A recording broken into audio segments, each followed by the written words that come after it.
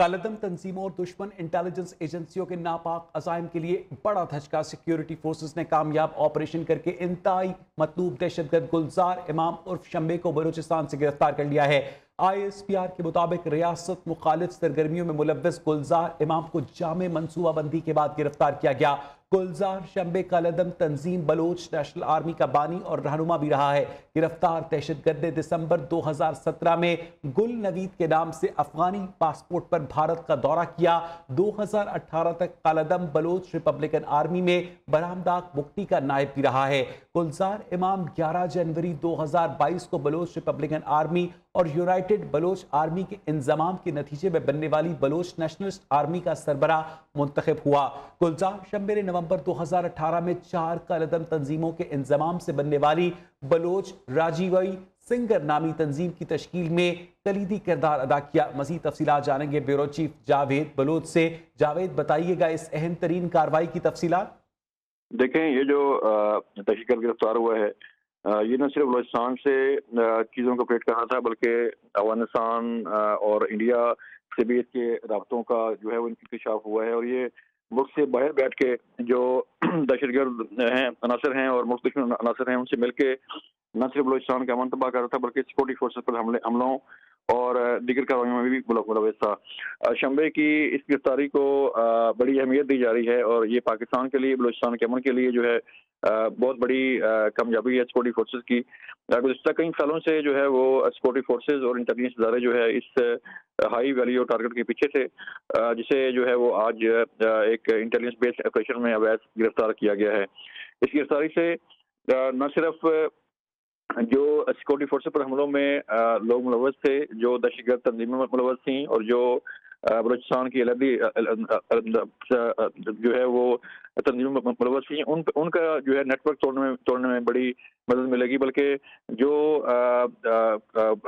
दीगर ममालिक के लोग जो इसमें मुलव्वस हैं, जो अनासर इसमें मुलव्वस हैं, उनको ट्रेस करने के लिए भी जो है वो बड़ा हेल्पफुल होगा ये।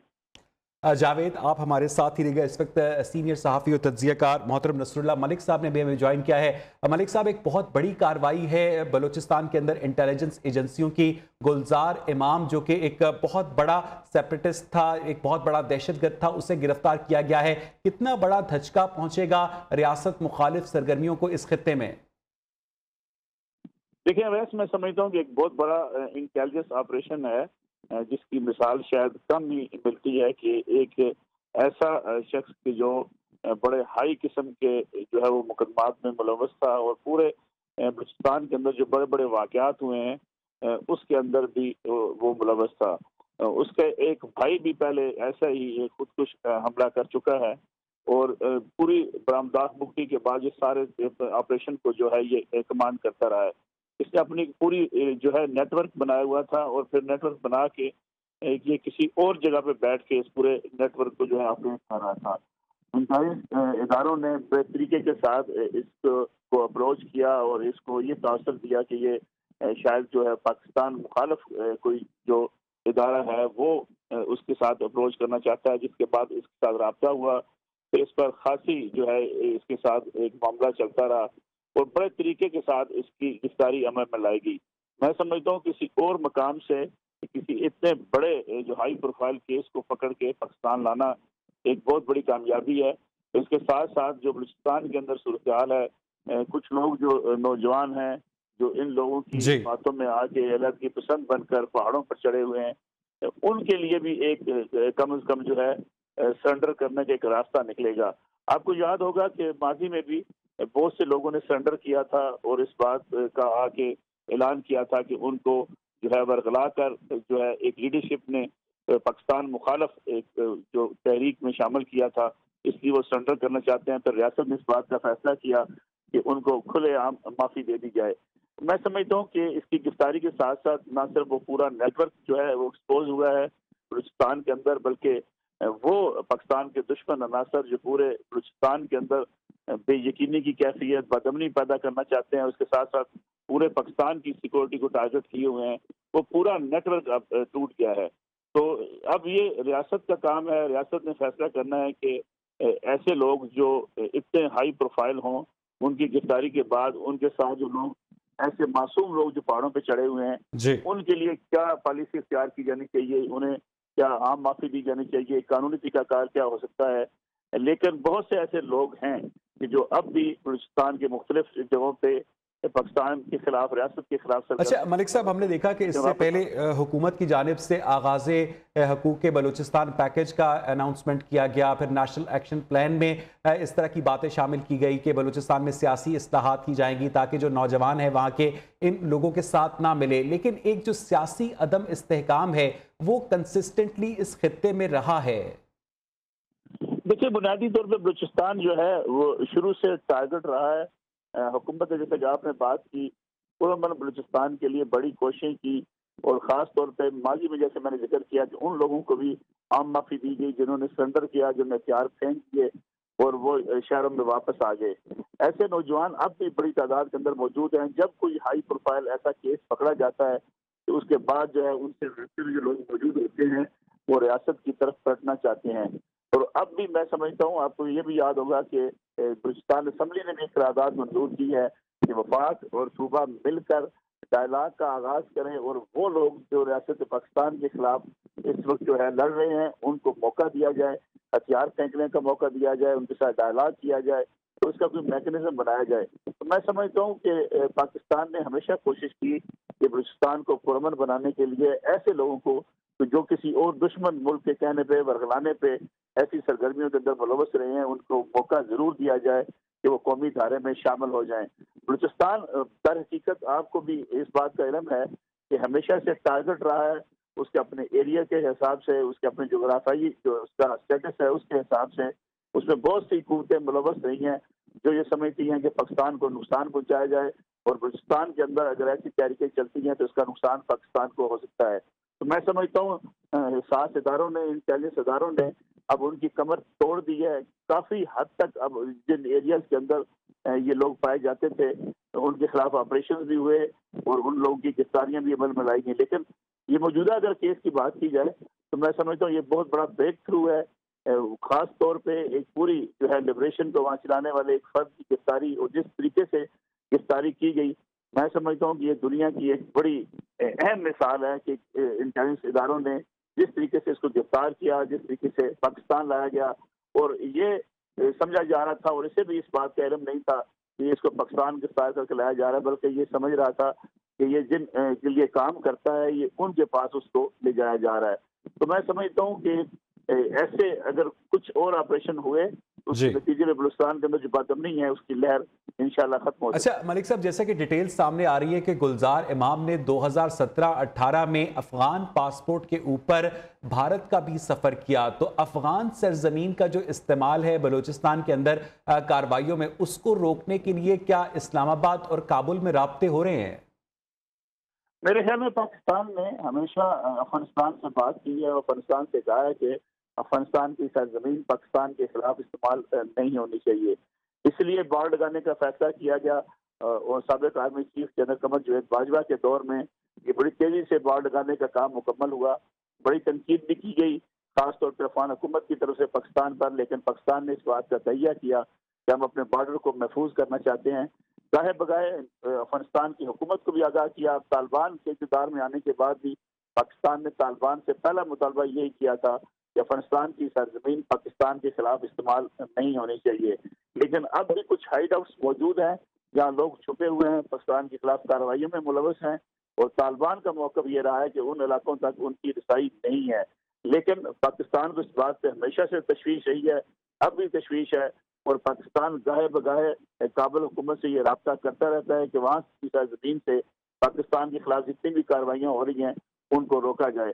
میں سمجھتا ہوں کہ یہ جب نیٹ ورک ٹوٹے گا اور جو بھی وہاں پہ لوگ پاکستان کے خلاف بیٹھ کر کام کر رہے ہیں ان تک جب پہنچا جائے گا تو کافی حد تک بلوچستان کے اندر جو لوگوں کی وہاں سے دخل اندازی ہے وہ ختم ہو سکتی ہے. اچھا ملک صاحب، جو بلوچستان کے اندر غربت ہے، افلاس ہے، تعلیم کی کمی ہے، اس کی وجہ سے بھی بہت سارے جو بلوچ نوجوان ہیں وہ ان علیحدگی پسند و دہشت گردوں کے ہتھے چڑھ جاتے ہیں. اس میں کوئی شک نہیں کہ بلوچستان کے اندر جو علیحدگی پسند ہیں اس میں مختلف اقسام کے لوگ پائے جاتے ہیں. ایک جو جس کا ذکر آپ نے کیا، یہ بات بھی درست ہے کہ کچھ لوگ جو ہے وہ بہت زیادہ غربت کی زندگی گزار رہے ہیں، وہاں ان کے علاقے میں ترقی نہیں ہوئی، محرومی کا شکار ہیں. لیکن اصل میں جو ان کے ماسٹر مائنڈ ہیں وہ نے اس بات سے کوئی غرض نہیں. دیکھیں اب صرف ایک مثال لے لیجئے، ایک بڑے جو ہے ہائی پروفائل جو شخص جو پوری موومنٹ کو نگرانی کرتے رہے، سوئٹزرلینڈ میں بیٹھے ہوئے ہیں، باہر کے ممالک میں بیٹھے ہوئے ہیں، وہ جا کے ان کی جو جس طریقے سے ان کا رہن سہن ہے وہ آپ کے سامنے ہے. تو میں جی سمجھتا ہوں کہ جس طریقے سے بیرونی فنڈنگ ان کو ہوتی رہی، جس طریقے سے پیسے کی انوالومنٹ ہوئی اور جس طریقے سے باہر سے ان کو بیٹھ کے کنٹرول کیا جاتا رہا، تو لوگ اس طرح ان کے ساتھ بھی شامل ہوئے. اس لیے دو لوگوں کو مختلف انداز سے دیکھا جانا چاہیے. ایک تو وہ لوگ ہیں جو کسی محرومی کی بنیاد پر کسی کے ورگلانے میں آ گئے ہیں، ایک لوگ وہ ہیں کہ جو باقاعدہ منظم منصوبہ بندی کے تحت اس سارے عمل میں شامل ہیں. اس کے لیے ان کے اپنے مفادات ہیں، اس کے لیے ان کے پیچھے فورسز ہیں، ان کے پیچھے وہ قوتیں ہیں جو پاکستان کو ڈی اسٹیبلائز کرنے کے لیے شروع سے ہی کوشش کرتی رہی ہیں. بہت بہت شکریہ نصر اللہ ملک صاحب ہمارے ساتھ موجود تھے. جاوید بلوچ ہمیں اپڈیٹ کر رہے تھے. ریاست میں مخالف سرگرمیوں میں ملوث گلزار امام کو جامع منصوبہ بندی کے بعد گرفتار کیا گیا. انٹیلیجنس اداروں کی جانب سے ایک شاندار کارروائی کی گئی. بلوچ نیشنل آرمی کا بانی اور رہنما گرفتار کیا گیا ہے. سیکیورٹی فورسز نے کامیاب آپریشن میں انتہائی مطلوب دہشت گرد کو گرفتار کیا ہے جو ریاست کے خلاف متعدد کارروائیوں میں ملوث تھا. غالدم تنظیموں اور دشمن انٹیلیجنس ایجنسیوں کے ناپاک عزائم کے لیے آج ایک بہت بڑا دھچکا ہے. سیکیورٹی فورسز نے انتہائی کامیاب آپریشن کر کے انتہائی مطلوب دہشت گرد گلزار امام عرف شمبے کو بلوچستان سے گرفتار کر لیا ہے. ISPR کے مطابق ریاست مخالف سرگرمیوں میں ملوث گلزار امام کو جامع منصوبہ بندی کے بعد گرفتار کیا گیا اور جیسا کہ نصر اللہ ملک صاحب بتا رہے تھے کہ اس کو باقاعدہ لیور کیا گیا کہ وہ اپنی ہی جیسی تنظیم کے ساتھ رابطہ کر رہا ہے اور اس کو ایک بہت طریقے سے منصوبہ بندی سے پاکستان لایا گیا اور اس کے بعد اسے ایک انتہائی کامیاب انٹیلیجنس بیسڈ آپریشن کے بعد گرفتار کیا گیا. گلزار شمبے کا غالدم تنظیم بلوچ نیشنل آرمی کا بانی اور رہنما بھی رہا ہے. گرفتار دہشت گرد نے دسمبر 2017 میں گل نوید کے نام سے افغانستان کے پاسپورٹ پر بھارت کا دورہ بھی کیا. بریگیڈیئر ریٹائرڈ حارث نواز صاحب ہمیں جوائن کریں گے اس سارے معاملے پر بات کرنے کے لیے. سینئر دفاعی تجزیہ کار ہیں. حارث صاحب، جس طرح سے گلزار امام کو گرفتار کیا گیا ہے انتہائی کامیاب انٹیلیجنس بیسڈ آپریشن کے بعد، آپ سمجھتے ہیں کہ اس سے بلوچستان میں جو علیحدگی کی تحریک ہے، جو دہشت گرد کاروائیاں ہیں، انہیں بہت بڑا نقصان پہنچے گا؟ ایک تو سب سے بڑی یہ بہت بڑی کامیابی ہے ہماری مسلح افواج کی اور ہماری انٹیلیجنس ایجنسیز کی کہ اتنا بڑا ہائی ویلیو ٹارگٹ زندہ گرفتار کیا ہے. اس کی ویلیو جب ہوتی ہے جب ایسے ٹارگٹ کو آپ زندہ پکڑ لیتے ہیں، کیونکہ یہ اب جب اس کی ڈی بریفنگ کی جائے گی تو یہ بہت ہی اہم انفارمیشن دے گا کہ اس کو کون کون سی ہوسٹائل انٹیلیجنس ایجنسی جو ہیں وہ اس کو سپورٹ کرتی ہیں، وہ اس کو فنڈ دیتی ہیں، اس کو ویپن ایمونیشن دیتی ہیں، ان کو غلط استعمال کرتی ہیں، اور پھر پاکستان میں بلوچستان میں کون کون سی سہولت کار موجود ہیں، اور پھر باقی جو ڈفرینٹ علیحدگی پسند تنظیمیں ہیں ان کی اس کے بعد ساری انفارمیشن ہوگی.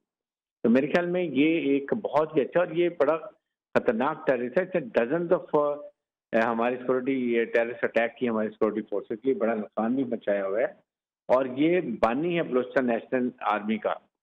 اس سے پہلے اس نے جو بلوچستان ریپبلکن آرمی اور اس کے بعد یونائٹڈ بلوچ آرمی، ان کو ملا کے یہ تنظیم بنائی تھی. حالانکہ یہ لوگ 300 سے 400 لوگ ہیں ٹوٹل. یہ برہمدر مفتی کا ڈپٹی کمانڈر بھی رہ چکا ہے. اب یہاں دیکھتے ہیں کہ اب ہماری interior ministry of foreign office کو چاہیے کہ وہ اسلام آباد میں سارے امبیسڈر ہیں دنیا کے، ان کو بریف کریں کہ یہ انڈیا کس طریقے سے پاکستان کو ڈی اسٹیبلائز کرنے کے لیے ہر وقت لگا رہتا ہے. کبھی یہ گلبچن یادیو کی شکل میں لوگوں کو بھیجتا ہے، سرونگ کمانڈ نیوی کمانڈرز کو، کبھی یہ اس طرح کی آرگنائزیشن کو بلوچستان میں کرتا ہے. وہ اوپنلی کہتا ہے جی جبال کہ ہم بلوچستان کو خدا نخواستہ علیحدہ کریں گے اور بڑا آسان ہے ہمارے لیے. اب ان کو یہ پتہ چل گیا کہ پاکستان کی مسلح افواج فلی بیٹل ہارڈنڈ ہے. They are commanded by chief of army staff جناب سے منیر اور ہمارے سینئر آفیسرز اور ٹروپس. سب کا ایک ہی مقصد ہے کہ پاکستان کی حفاظت کرنا، پاکستان کی اندرونی اور بیرونی سازشوں کو کنٹرول پکڑنا، اور پاکستان کے عوام کی بقا کے لیے، سیکورٹی کے لیے، جان و مال کی حفاظت کی 24 گھنٹے تیار رہنا. اس لیے اس وقت پاکستان کی عوام کی بڑی ذمہ داری ہے. سوشل میڈیا نیٹورک کی جو باتیں کی جاتی ہیں وہ سوچنے کی بات ہے، اس سے مورال آف ٹروپس کو کیا فرق پڑتا ہے. شہیدوں کے لواحقین کو کتنی تکلیف ہوتی ہے، دل آزاری ہوتی ہے. تو یہ چیزیں ہمیں سوچنی چاہیے. اس لیے یہ یاد رکھیں کہ پاکستان کی فوج اور عوام کو جو ٹرسٹ ہے یہ ہمیشہ اکٹھا رہنا چاہیے. They are mesh together. یہی دشمن کی کوشش ہے کہ اس کو علیحدہ کریں، فوج کو کمزور کریں اور خدا نہ خواستہ اپنے عزائم کو پورے کریں. جو پاکستان آرمی کے ہوتے ہیں وہ کبھی بھی اپنے عزائم پورا نہیں کر سکتا. اور اس کے ساتھ ان سنگ ہیروز، جو ان نون ہیروز ہیں، جو شہید ہوتے ہیں، جو اتنے ڈیرنگ ایکشن کرتے ہیں، ہمیشہ ان کو یاد کرنا چاہیے. ابھی کل جو سپاہی شہید ہوا ایس ایس جی کا، آپ دیکھیں گے وہ کیپٹن جو زخمی تھا، جسے کھڑا نہیں ہوا جا رہا تھا، لیکن کامریڈ شپ کے دکھاتے ہوئے اور پھر ساتھی کی اس میں فاتحہ میں شامل ہوتے کہ وہ وہاں سے آئے، پہنچے، اٹینڈ کیے اور واپس گئے. یہ ہوتا ہے front to lead, command of troops. I think یہ ہماری فوج کا کوئی بھی مقابلہ نہیں کر سکتا. بہت بہت شکریہ بریگیڈیئر ریٹائرڈ حارث نواز صاحب آپ کا. وزیر اعظم شہباز شریف کی زیر صدارت قومی سلامتی کمیٹی کا اہم اجلاس جاری ہے. اجلاس سے پہلے army chief general Asim Munir کی وزیر اعظم شہباز شریف سے ملاقات بھی ہوئی. ملاقات میں باہمی دلچسپی کے امور اور امن و امان کی صورتحال پر تبادلہ خیال کیا گیا. جنرل عاصم منیر نے وزیر اعظم کو سرحدی صورتحال سمیت اہم امور پر بریف کیا. اسی حوالے سے مزید تفصیلات جانیں گے اپنے نمائندے شاکر عباسی سے. جی شاکر.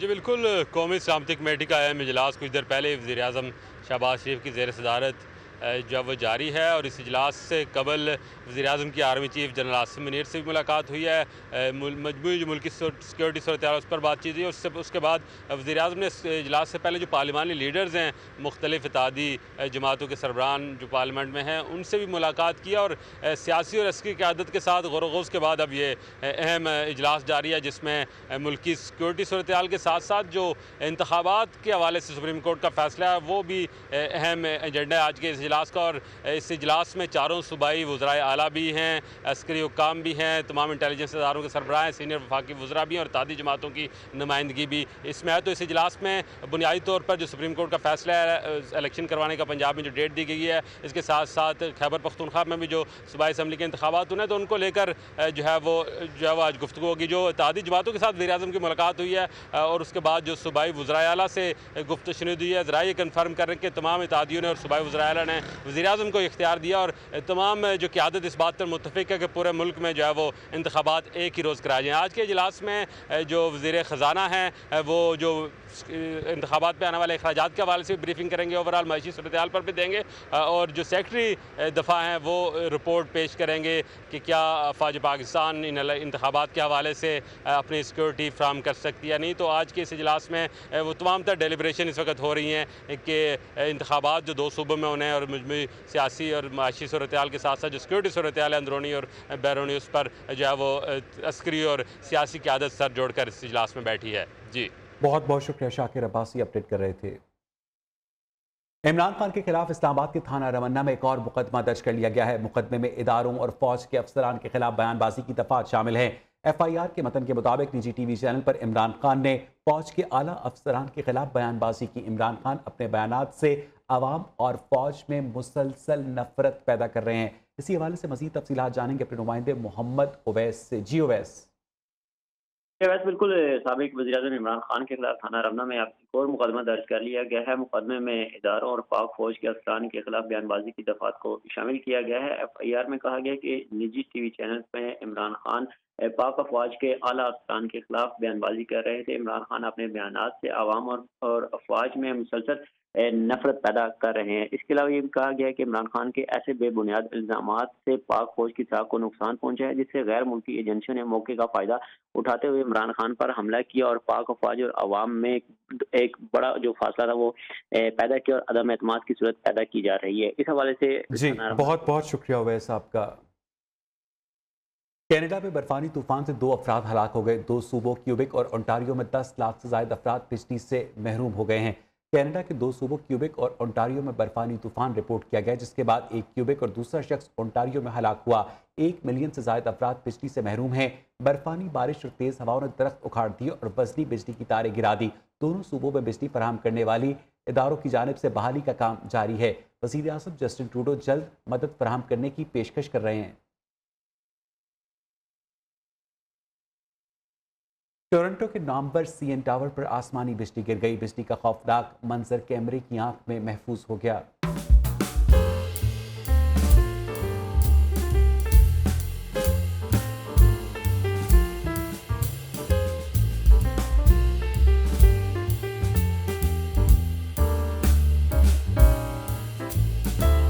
کینیا کی ایک نامور جھیل میں لمبی گردن والے فلیمنگو نامی پرندوں کا خوبصورت نظارہ، سینکڑوں پرندوں کا متاثر کن نظارہ جھیل بگوریا پر دیکھا گیا۔ سوشل میڈیا پر ویڈیو وائرل ہو گئی۔